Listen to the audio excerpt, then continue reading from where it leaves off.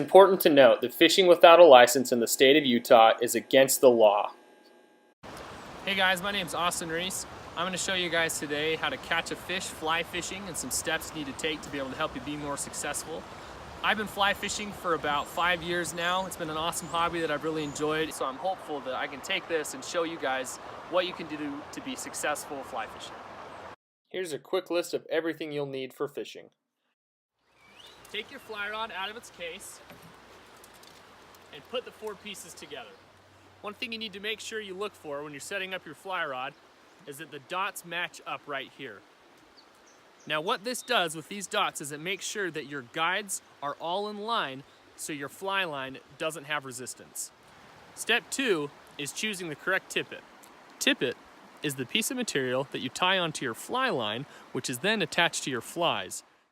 You will know which tippet to use based on the size of the fish you are targeting that day. On the packaging of the tippet, it will indicate the maximum amount of weight the tippet can handle. The next step is choosing your fly. The best way starting out knowing what fly to use is to go to your local fly shop and ask the experts what the fish are eating at that time.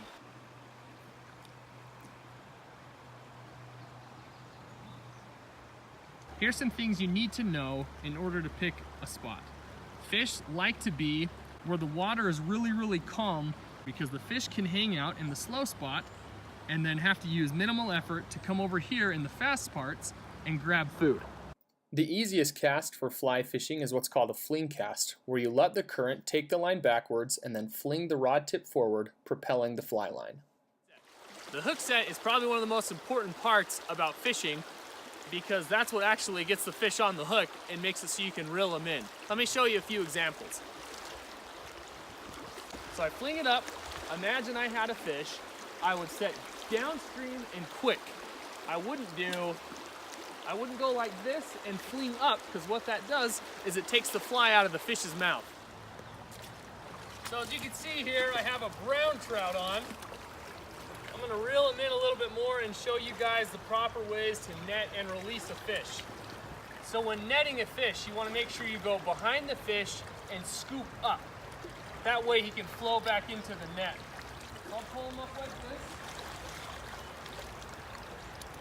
And there you have it. First thing you want to do is you want to make sure your hands are wet when you grab the fish.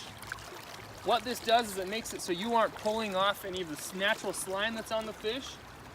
It's just more healthy for their skin. When pulling out the hook, we want to go against it and out. So it came out that time. And there you have it.